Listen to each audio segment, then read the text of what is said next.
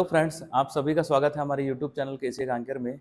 जैसा कि हम लोगों ने जो छत्तीसगढ़ पुलिस आरक्षक भर्ती का जो एग्ज़ाम होने जा रहा है, उसके लिए हम लोगों ने छत्तीसगढ़ सामान्य अध्ययन और भारत का सामान्य अध्ययन का जो एमसीक्यू का सीरीज़ चालू किया हुआ है, उसमें भारत का सामान्य अध्ययन का ये तीसरा पार्ट है। तो आज हम इसमें प्राचीन भारत जो इतिहास है, उसको देखने जा रहे हैं। और इससे पहले 2 पार्ट अगर आपने सामान्य ज्ञान भारत का नहीं देखा है, तो उसका लिंक हम डिस्क्रिप्शन बॉक्स में दे देंगे। तो चलते हैं क्वेश्चन की ओर। चलिए पहला क्वेश्चन देखते हैं। पहला क्वेश्चन पूछ रहा है, सिंधु घाटी संस्कृति वैदिक सभ्यता से भिन्न थी क्योंकि। तो यहाँ पे क्वेश्चन में कंपेयर करवा रहा है सिंधु घाटी सभ्यता का वैदिक सभ्यता के साथ। ठीक है, तो पहला ऑप्शन है, इसके पास विकसित शहरी जीवन की सुविधाएं थी, इसके पास चित्रलेखी लिपि थी, इसके पास लोहे और रक्षा शास्त्रों के ज्ञान का अभाव था, और डी है उपर्युक्त सभी। तो कभी भी इस प्रकार का जो ऑप्शन दिखेगा, इस प्रकार का मतलब जिसमें उपर्युक्त सभी रहते हैं, तो इस टाइप के क्वेश्चन में आपको हड़बड़ी नहीं करना है। यानी कि कहने का मतलब ये है कि आपको पहले पूरा ऑप्शन अच्छे से पढ़ लेना है।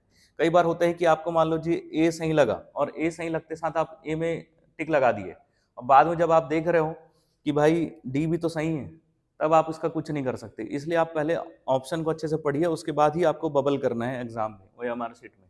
ठीक है, तो देखिए सिंधु घाटी सभ्यता आपको पता होगा कि शहरी सभ्यता थी, ये तो आपको पता है, और चित्रलेखी लिपि थी।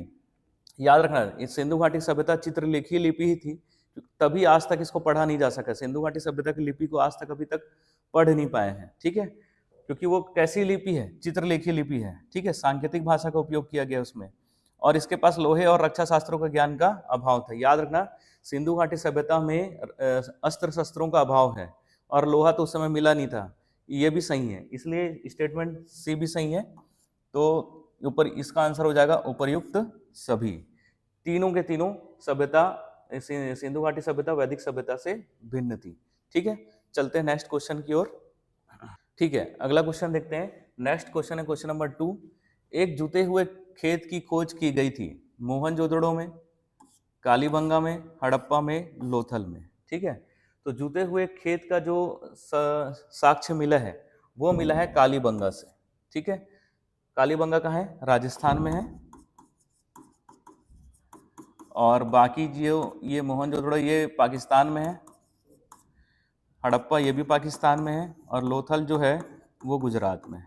ठीक है, तो याद रखना, जूते हुए खेत का जो साक्ष्य मिला है वो है कालीबंगा से। ठीक, चलते हैं नेक्स्ट क्वेश्चन की ओर। चलिए नेक्स्ट क्वेश्चन देखते हैं, क्वेश्चन नंबर 3।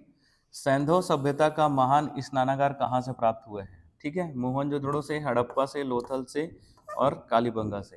ठीक, तो मोहनजोदड़ो से सबसे प्रसिद्ध जो चीज मिला है वो है वहाँ का स्नानागार। तो स्नानागार कहाँ से संबंधित है? मोहनजोदड़ो से। ये तो पाकिस्तान में है, और ये स्नानागार एक विशाल स्नानागार है। आज की डेट में जैसे आप स्विमिंग पूल देखते हो उतने वैसे ही था ये।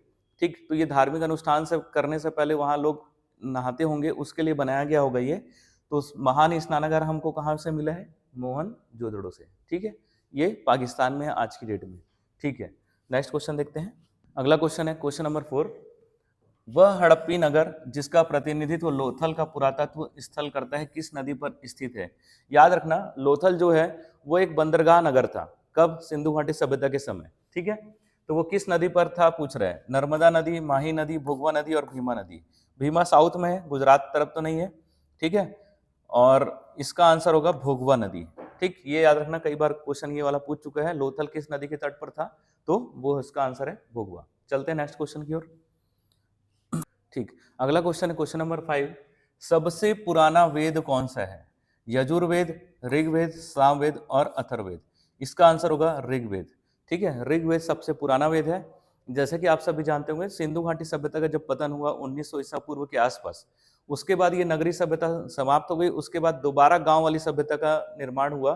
दोबारा जो लोग हैं वो गांव वाली सभ्यता में चले गए, और 1500 ईसा पूर्व के आसपास ये आर्य लोग भारत आए हैं।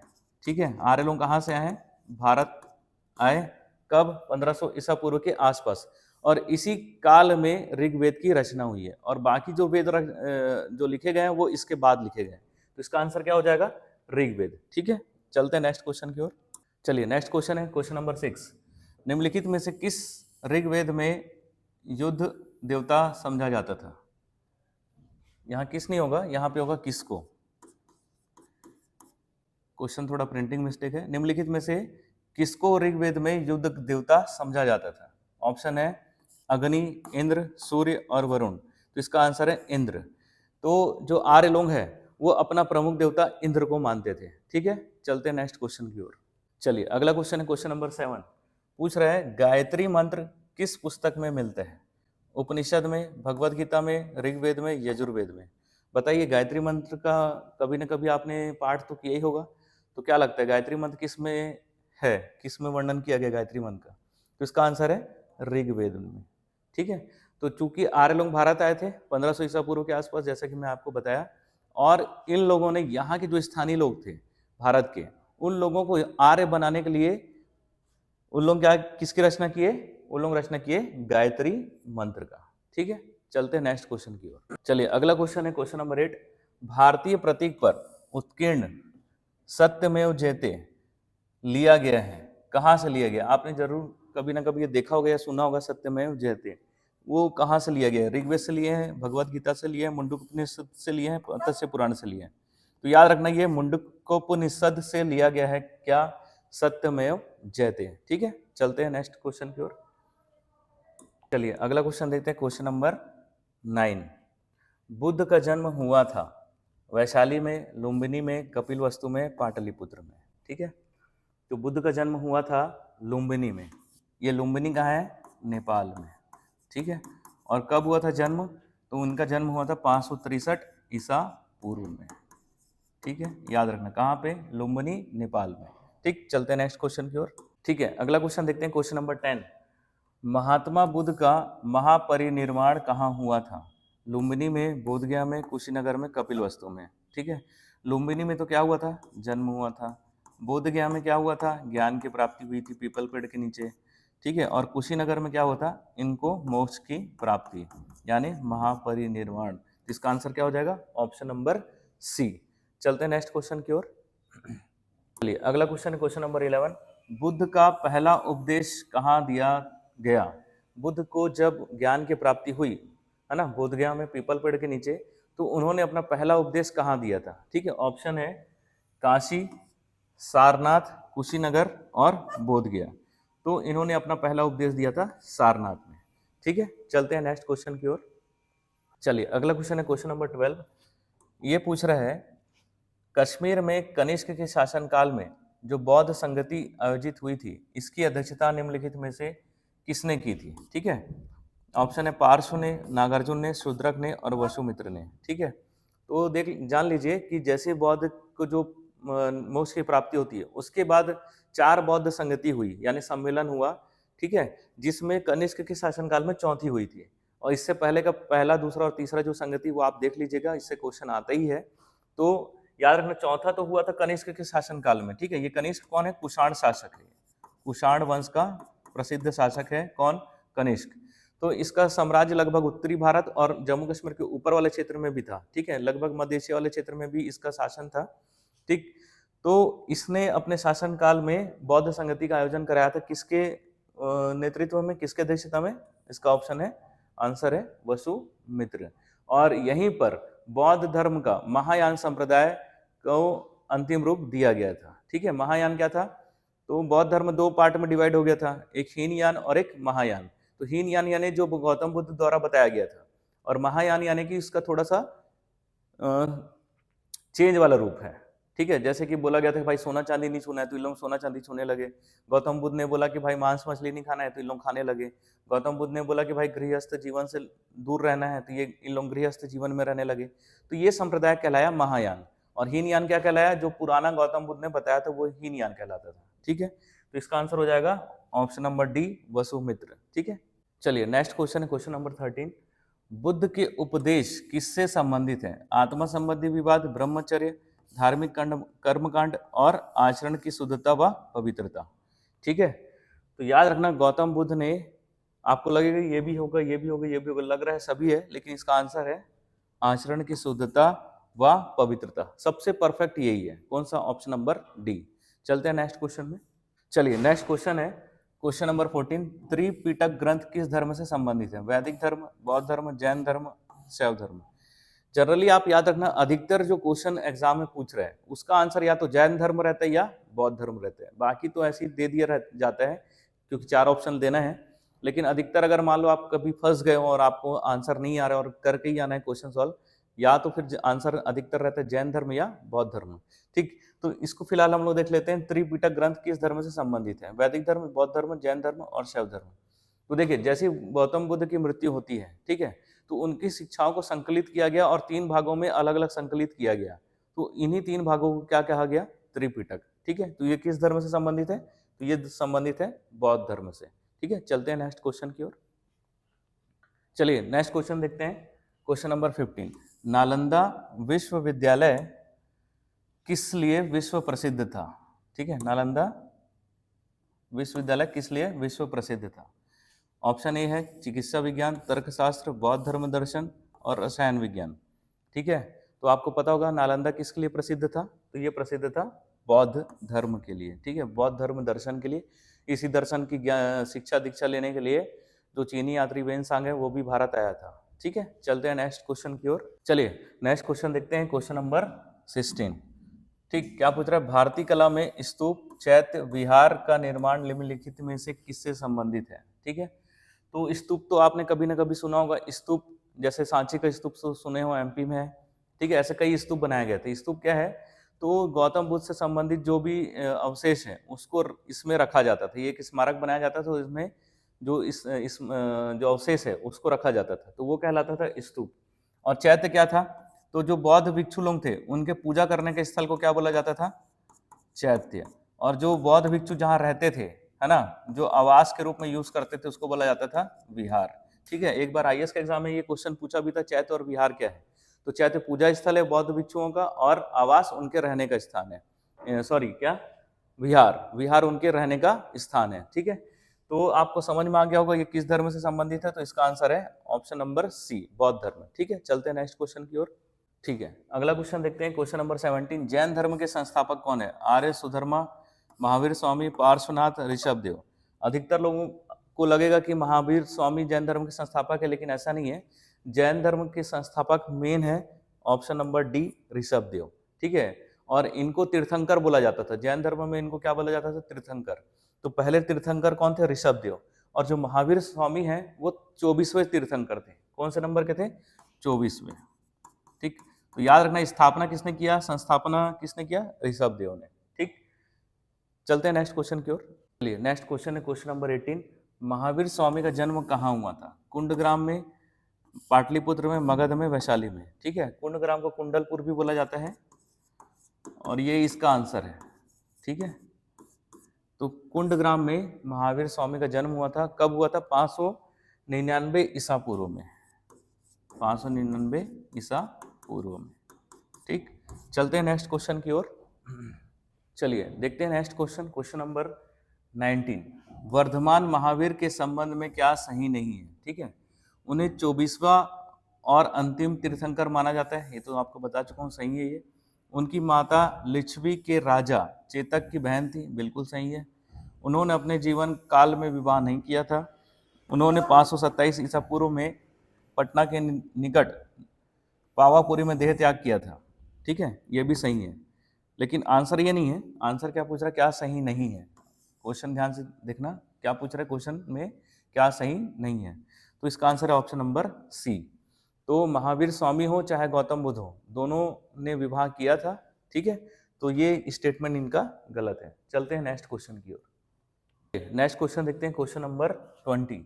जैन धर्म में पूर्ण ज्ञान के लिए क्या शब्द यूज किया गया है? जिन, रत्न, कैवल्य और निर्वाण। ठीक है, तो निर्वाण यानी तो ये तो मोक्ष की प्राप्ति वाला चीज हो गया। ठीक है, रत्न और जिन, जिन यानी महावीर। महावीर को क्या बोला जाता था? जिन। और इसी से बन गया जैन संप्रदाय। ठीक है, जिन से ही क्या बना? जैन। जैन यानी महावीर को फॉलो करने वाले। ठीक है, तो इसका आंसर होगा कैवल्य। ठीक, तो कैवल्य का मतलब क्या होता है? ज्ञान की प्राप्ति। जैसे पूछेगा महावीर स्वामी को कैवल्य प्राप्त हुआ, यानी ज्ञान की प्राप्ति। ठीक, चलते हैं नेक्स्ट क्वेश्चन की ओर। अगला क्वेश्चन है क्वेश्चन नंबर 21। त्रिरत्न सिद्धांत, सम्यक धारण, सम्यक चरित्र, सम्यक ज्ञान जिस धर्म की महिमा है वह है बौद्ध धर्म, ईसाई धर्म, जैन धर्म और इनमें से कोई नहीं। जनरली ये वाला आंसर नहीं होता है। ठीक है, तो ऑप्शन ए बी सी बच रहा है। और आपको बता चुका हूँ जैन या बौद्ध में ही आंसर होता है, तो ये भी आप हटा देना, जनरली बौद्ध या जैन धर्म ही आंसर रहते हैं, ठीक है। तो सम्यक क्या मतलब होता है? सही। सम्यक का क्या अर्थ होता है? सही, ठीक। तो पूछ रहा है ये त्रिरत्न सिद्धांत किस धर्म से संबंधित है? तो ये है जैन धर्म से, ठीक है। इसका आंसर होगा ऑप्शन नंबर सी। ये सीजीपीएससी क्वेश्चन एग्जाम में भी क्वेश्चन ये पूछ चुका है, और इससे पहले यूपीएससी में भी कई बार एग्जाम में ये क्वेश्चन आ चुके हैं, ठीक है। चलते हैं नेक्स्ट क्वेश्चन की ओर, चलते हैं अगले क्वेश्चन की ओर। क्वेश्चन नंबर 22, सवर्ण बेलगोला में गोमतेश्वर की विशाल प्रतिमा किसने स्थापित करवाई थी? ठीक है, तो एक मूवी आई थी बाहुबली, आप लोगों ने सभी ने लगभग देखा होगा बाहुबली मूवी। तो मैंने भी ये बाहुबली मूवी देखा, और मैं ये एक चीज़ सोच रहा था कि इतना अच्छा नाम इनको मिला कहाँ से, कि ये मतलब एंटिक टाइप का नाम है कि बाहुबली, ठीक है। तो जब ये हिस्ट्री आप पढ़ोगे तो उसमें बहुत पहले से ये नाम प्रचलन में चल रहा है, ठीक है। तो इसका नाम ही है गोमतेश्वर बाहुबली। अगर आप इस कर्नाटक में इनकी मूर्ति है, और मूर्ति भी बहुत बड़ी है, पहाड़ पे है, ठीक है। और ये जैन धर्म से संबंधित है। और ये कौन है गोमतेश्वर बाहुबली, कौन है ये? तो ये जैन धर्म के पहले तीर्थंकर है, कौन? ऋषभ देव, उनके पुत्र हैं, कौन? गोमतेश्वर। तो उनकी एकदम बाहुबली मूर्ति बना हुआ है, कहाँ? कर्नाटक के एक पहाड़ में, श्रवण बेलगोला में, ठीक है। तो याद रखना, तो इसकी प्रतिमा किसने स्थापित कराई थी? चामुंड राय ने, कृष्ण प्रथम ने, कुमारपाल ने, तेजपाल ने। तो इसका आंसर है ऑप्शन नंबर ए, चामुंड राय ने, ठीक है। चलते हैं नेक्स्ट क्वेश्चन की ओर, क्वेश्चन नंबर 23, उज्जैन का प्राचीन काल में नाम क्या था? ठीक है, तो याद रखना, आपने सुना होगा 16 महाजनपद। तो 16 महाजनपद लगभग 600 ईसा पूर्व के आसपास 16 बड़े नगर स्थापित हो चुके थे भारत में। तो उसमें एक महाजनपद था उज्जैनी, ठीक है। इसकी दो राजधानी थी, एक अवंती थी। तो अवंती किसकी राजधानी होगी? आंसर आपको पता चल गया कि इसका आंसर क्या होगा, ऑप्शन नंबर सी, अवंती। याद रखना, जैसे आप पिछले प्रश्न में आपको मैं बताया कि बाहुबली मूवी के बारे में आपको बताया, और बाहुबली मूवी देखे होगे तो उनकी राजधानी का नाम था माहिष्मती। तो ये नाम भी आप एंटिक लग रहा होगा कि भाई ये नाम आया कहाँ से। तो उज्जैनी जो महाजनपद था, तो उसका उत्तरी राजधानी थी अवंती, और उसकी दक्षिणी राजधानी का नाम था माहिष्मती, ठीक है। चलते हैं नेक्स्ट क्वेश्चन की ओर। क्वेश्चन देखते हैं, क्वेश्चन नंबर 24, 16 महाजनपदों के युग में मथुरा इनमें से किसकी राजधानी थी? ठीक है, तो आपको बता चुका हूं कि 16 बड़े नगर स्थापित हो चुके थे, और उनकी कुछ कुछ राजधानियां भी थी, ठीक है। तो पूछ रहा किस की राजधानी थी? वज्जी, वश, काशी और सूरसेन। तो याद रखना, जो मथुरा है वो सूरसेन जो महाजनपद था उसकी राजधानी थी, ठीक है। चलते हैं नेक्स्ट क्वेश्चन की ओर। चलिए अगला क्वेश्चन है क्वेश्चन नंबर 25, अजातशत्रु के वंश का नाम क्या था? ठीक है, मौर्य, हर्यक, नंद और गुप्त। याद रखना, अजातशत्रु के वंश का नाम था हर्यक वंश, ठीक। तो अजातशत्रु का नाम आपने कभी ना कभी तो सुना होगा। और ये ये जो मगध साम्राज्य है उसका प्रसिद्ध शासक था अजातशत्रु, और ये अपने पिता की हत्या करके गद्दी पर बैठा था, और इसके पिता कौन थे? बिंबिसार, ठीक है। चलते हैं नेक्स्ट क्वेश्चन की ओर। तो अगला क्वेश्चन, क्वेश्चन नंबर 26, इसमें पूछ रहा है सिकंदर के हमले के समय उत्तर भारत पर निम्नलिखित राजवंशों में से किस एक का शासन था? ठीक है, तो जब भारत में सिकंदर आया था, है ना, वो दुनिया जीतने निकला था, किस देश से निकला था वो? तो याद रखना, हिंदी में अगर आप पढ़ोगे तो उसका नाम रहेगा मकदूनिया। और आज की डेट में अगर प्रेजेंट में देखोगे तो यूरोप का एक देश है जिसका नाम है मेसेडोनिया। तो मेसेडोनिया से ये दुनिया जीतने निकला था, कौन? सिकंदर। लेकिन इसका नाम सिकंदर नहीं था, इसका रियल नेम था अलेक्जेंडर, ठीक है। तो ये भारत के बारे में भी बहुत कुछ सुन रखा था कि भारत भी बहुत प्रसिद्ध है, बहुत मतलब वैभवशाली समृद्धशाली देश है। तो ये भारत भी हमला करने आ गया था, कौन? सिकंदर। तो किसके शासनकाल में आया था? तो वो आया था नंद वंश के समय, ठीक है। तो याद रखना, नंद वंश के समय सिकंदर भारत आया था, लेकिन भारत की सीमा पर थोड़ा बहुत लड़ाई झगड़ा करके ये वापस लौट गया था। तो इसका आंसर क्या होगा? नंद वंश के समय वो भारत आया था, ठीक है। चलते हैं नेक्स्ट क्वेश्चन की ओर। अगला क्वेश्चन देखते हैं, क्वेश्चन नंबर 27, प्रथम भारतीय साम्राज्य स्थापित किया गया था कनिष्क के द्वारा, हर्ष के द्वारा, चंद्रगुप्त मौर्य के द्वारा और समुद्रगुप्त के द्वारा। इसका answer option number C, Chandragupta Maurya के द्वारा। ये क्या क्वेश्चन पूछ रहा है? भारतीय साम्राज्य का। तो याद रखना, मौर्य साम्राज्य जो था वो पूरे भारतवर्ष में फैला हुआ था, लगभग, है ना। बस आप नॉर्थ ईस्ट हिस्सा छोड़ दीजिए और थोड़ा दक्षिण भारत का लास्ट वाला हिस्सा छोड़ दीजिए, तो ये पूरे भारतवर्ष पे क्या था? इसका साम्राज्य था, किसका? मौर्य साम्राज्य था, ठीक। तो इसलिए पूछ रहे हैं कि भारतीय साम्राज्य की स्थापना किसने किया गया था? तो चंद्रगुप्त मौर्य के द्वारा, ठीक है। तो चलते हैं नेक्स्ट क्वेश्चन की ओर। अगला क्वेश्चन है क्वेश्चन नंबर 28, चाणक्य अपने बचपन में किस नाम से जाने जाते थे? अजय, चाणक्य, विष्णुगुप्त और देवगुप्त। तो याद रखना यहाँ पर जो मिलता जुलता नाम है, एक तो है सी और डी, ठीक है। तो जो मिलता जुलता नाम रहता है अधिकतर आंसर वही होता है, ठीक है। तो ये ट्रिक का नाम है चिंकी मिंकी ट्रिक, ये दोनों नहीं होंगे, ठीक है। तो कभी भी सी और डी यानी मिलता जुलता जो ऑप्शन रहता है आंसर वही होता है। तो या तो सी होगा आंसर या तो डी होगा। तो इसका आंसर है ऑप्शन नंबर सी, विष्णुगुप्त। तो विष्णुगुप्त को विष्णुगुप्त को और किस नाम से जाना जाता था? तो चाणक्य, या चाणक्य को बचपन में किस नाम से जाना जाता था? तो वो है विष्णुगुप्त, ठीक है। चलते हैं नेक्स्ट क्वेश्चन की ओर। चलिए नेक्स्ट क्वेश्चन देखते हैं, क्वेश्चन नंबर 29, कौटिल्य के अर्थशास्त्र। अब कौटिल्य कौन? यही चाणक्य, ठीक है। कौटिल्य के अर्थशास्त्र में किस पहलू पर प्रकाश डाला गया है? ठीक है, तो कौटिल्य ने एक पुस्तक लिखी जिसका नाम है अर्थशास्त्र, लेकिन आपको इसमें आर्थिक व्यवस्था यानी अर्थव्यवस्था के बारे में जिक्र नहीं मिलेगा। तो किसके बारे में मिलेगा? तो आर्थिक जीवन ये तो नहीं मिलेगा बोल रहा हूँ, राजनीतिक जीवन, धार्मिक जीवन और सामाजिक जीवन। तो उसने बात की है राजनीतिक जीवन की बारे में, ठीक है। राजनीतिक नीतियां के बारे में जिक्र किया है किसमें? कौटिल्य के अर्थशास्त्र में, ठीक है। चलते हैं नेक्स्ट क्वेश्चन की ओर। चलिए अगला क्वेश्चन देखते हैं, क्वेश्चन नंबर 30, सारनाथ स्तंभ का निर्माण किया गया था या किसने कराया था? हर्षवर्धन ने, अशोक ने, गौतम बुद्ध ने और कनिष्क ने, ठीक है। तो जनरली देखना कि जो शासक होते हैं, ठीक है, तो उसमें पहला शासक जो था वो था सम्राट अशोक, जिसने अभिलेखों के द्वारा जनता से सीधा संवाद करने का प्रयास किया था, ठीक है। तो इस प्रकार उसने जहां जहां मेन चौराहे होते थे वहां पत्थर पत्थर पे जैसे एक स्तंभ लेख होता था, स्तंभ लेख गड़वा देता था, ठीक है, खड़ा करा देता था ताकि लोग आते जाते उसको पढ़ें, ठीक। या शिलालेख का निर्माण कराया, पत्थरों पर जो जो मेन एरिया होता था, स्थान होता था, वहां पत्थरों पर लिखवा देता था। तो कई प्रकार के शिलालेख थे, लघु शिलालेख, दीर्घ शिलालेख। तो स्तंभ का निर्माण कार्य कराना का काम भी किसने कराया था? सम्राट अशोक ने। तो स्तंभ को बनाया जाता था, उसमें कुछ कुछ उपदेश लिखे जाते थे और मेन मेन चौराहे पर ले जाकर खड़ा कर दिया जाता था, ठीक है। तो चलते हैं नेक्स्ट क्वेश्चन की ओर, ठीक है। अगला क्वेश्चन है क्वेश्चन नंबर 31, सांची का स्तूप किसने बनवाया था? चंद्रगुप्त, कौटिल्य, गौतम बुद्ध, अशोक। इसका आंसर है सम्राट अशोक, ठीक है। तो याद रखना जो सम्राट अशोक है शुरू से बौद्ध धर्म का वो नहीं था, है ना, फॉलोअर्स नहीं था। ये कब बौद्ध धर्म को अपनाता है? कलिंग युद्ध के बाद। जब कलिंग युद्ध ये करता है तो लाखों लोगों को मौत के घाट उतार देते हैं। कौन? अशोक। तब इसका हृदय परिवर्तन हो जाता है और उसके बाद ये बौद्ध धर्म को अपनाता है, ठीक है। तो इसके बाद ये सब स्तूप बनवाना शुरू करेगा। तो कौन बनवाया है? सम्राट अशोक, ठीक है। चलते हैं नेक्स्ट क्वेश्चन की ओर। तो अगला क्वेश्चन देखते हैं, क्वेश्चन नंबर 32, अशोक के अभिलेखों को सर्वप्रथम पढ़ा गया था, किसने पढ़ा था? जेम्स प्रिंसेप ने, जॉर्ज व्यूअर ने, विंसेंट स्मिथ ने, अहमद हसन दानी ने, ठीक है। तो इसका आंसर है option number A, James Prinsep ने। तो जेम्स प्रिंसेप ने अशोक के अभिलेख को सबसे पहले पढ़ा था, ठीक है। चलते हैं नेक्स्ट क्वेश्चन की ओर। अगला क्वेश्चन है क्वेश्चन नंबर 33, अभिलेखों में किस शासक का उल्लेख प्रियदर्शी या देवनामा प्रिय के नाम में प्रयुक्त किया गया है, के रूप में किया गया है? चंद्रगुप्त मौर्य, अशोक, समुद्रगुप्त और हर्षवर्धन। इसका आंसर है ऑप्शन नंबर बी, सम्राट अशोक, ठीक है। तो अशोक ने अपने स्तंभ में क्या लिखवाया है अपने लिए? देवनामा प्रिय या प्रियदर्शी यानी देवों का प्यारा। इसका अर्थ क्या होता है? देवों का प्यारा। तो अशोक अपने आप को क्या कहलवाता था? देवों का प्यारा, ठीक। तो चलते हैं नेक्स्ट क्वेश्चन की ओर। चलिए अगला क्वेश्चन है क्वेश्चन नंबर 34, प्रसिद्ध यूनानी राजदूत मेगास्थनीज भारत में किसके दरबार में आया था? ठीक है, मेगास्थनीज से जनरली बहुत सारे क्वेश्चन आ रहे हैं, अभी आप देखे भी होंगे, आबकारी या एडीओ एग्जाम में भी आया था मेगास्थनीज के बारे में।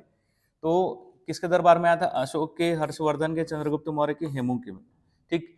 तो 2-3 विदेशी यात्री हैं जिससे जनरली क्वेश्चन आते रहते हैं। अभी हाल ही आईएएस 2025 में भी क्वेश्चन आया था, है ना। तो आपको एक ट्रिक बता देता हूं, जैसे मेगास्थनीज किसके दरबार में आया, तो इसका ट्रिक है मेगा मार्ट,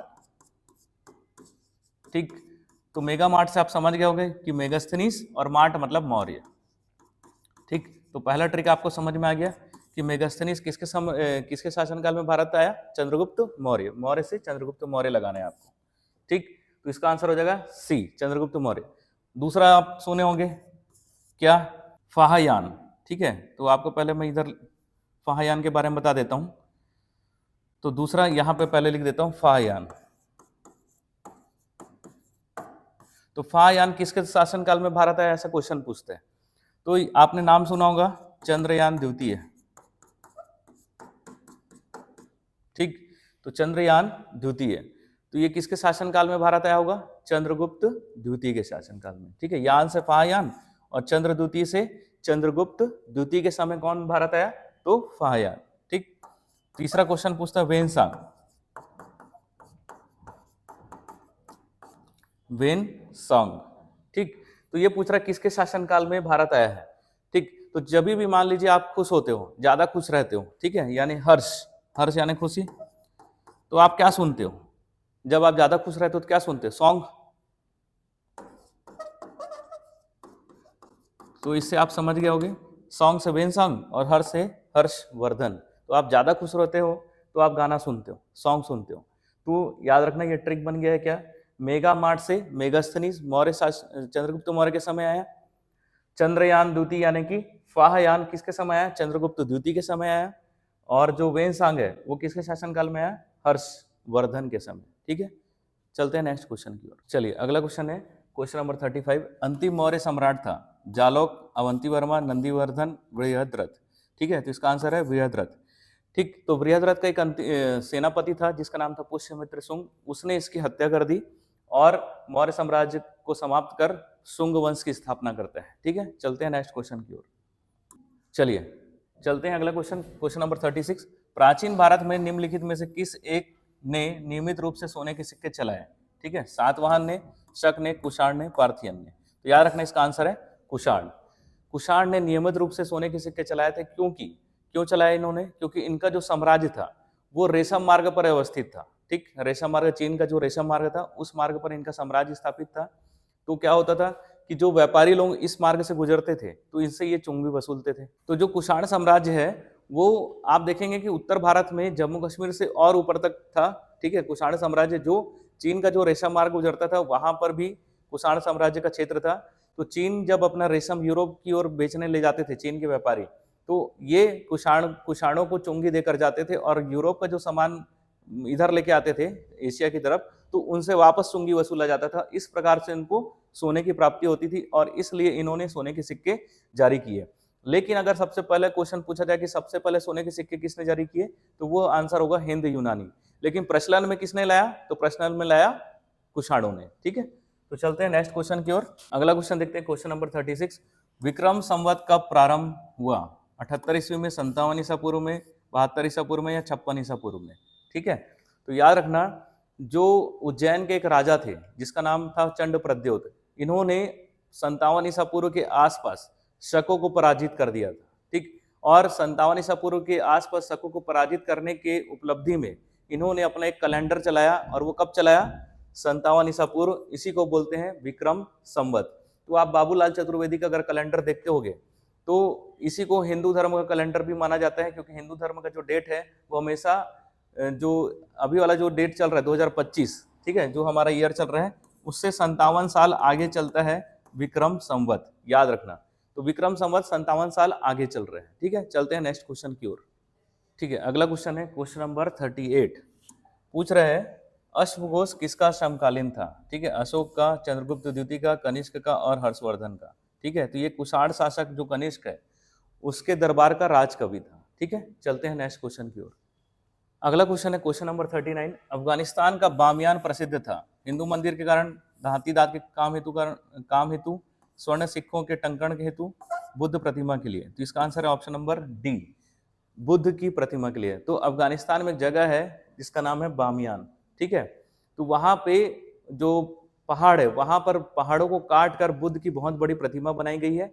और ये कुछ साल पहले करंट में था। क्यों? क्योंकि जब अफगानिस्तान में तालिबान कब्जा किए तो उन्होंने इस मूर्ति को, इस प्रतिमा को तोड़ दिया है। ठीक है, तो चलते हैं नेक्स्ट क्वेश्चन की ओर। चलिए नेक्स्ट क्वेश्चन देखते हैं, क्वेश्चन नंबर 40। गंधार कला शैली एक संश्लेषण है। ठीक है, भारतीय तथा फारसी का, भारतीय तथा चीनी कला का, भारतीय तथा तुर्की अफगानी कला का, भारतीय तथा यूनानी कला का। तो इसका आंसर है ऑप्शन नंबर डी, भारतीय तथा यूनानी कला का। ठीक है, तो जैसे मान लीजिए आपने सुना होगा हिंद यूनानी भारत आए थे, है ना, और भारत में जब रहने लगे यूनानी लोग भारत में बस गए तो अपने साथ ये कला भी लेके आए। तो जब उनकी कला और भारतीय कला का जो मिक्स हुआ, है ना, जो मिश्रण हुआ, तो उससे नई कला का रूप लिया, उसका नाम था गंधार कला। तो इसमें अब गौतम बुद्ध की जो मूर्ति बनाने लगे तो वो नए टाइप का मूर्ति बनने लगा गौतम बुद्ध की। ठीक है, तो उसी मूर्तिकला का नाम भी क्या बोला जाता है, गंधार कला। तो गंधार कला कई बार पूछता है कि किस टाइप की कला है, तो ये मूर्ति कला है। ठीक है, ऑप्शन जैसे हम पूछेगा मंदिर कला है कि मूर्ति कला है कि क्या है, तो ये मूर्ति कला है। ठीक, चलते हैं नेक्स्ट क्वेश्चन की ओर। चलिए नेक्स्ट क्वेश्चन देखते हैं, क्वेश्चन नंबर 41। भारत का नेपोलियन किसे कहा जाता है? चंद्रगुप्त मौर्य को, चंद्रगुप्त द्वितीय, विक्रमादित्य को, अशोक महान को, समुद्रगुप्त को। ठीक है, तो इसका आंसर होगा ऑप्शन नंबर डी, समुद्रगुप्त को। ये गुप्त शासक है समुद्रगुप्त। इसको क्या कहा गया है, भारत का नेपोलियन। क्यों कहा गया है?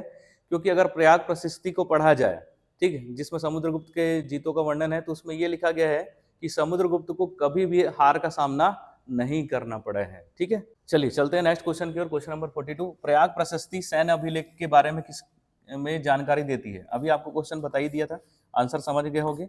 इसका आंसर क्या हो जाएगा, समुद्रगुप्त। ठीक है, चलते हैं नेक्स्ट क्वेश्चन की ओर। चलिए अगला क्वेश्चन देखते हैं, क्वेश्चन नंबर 43। लीलावती के लेखक थे, ठीक है, कौन थे लीलावती के लेखक?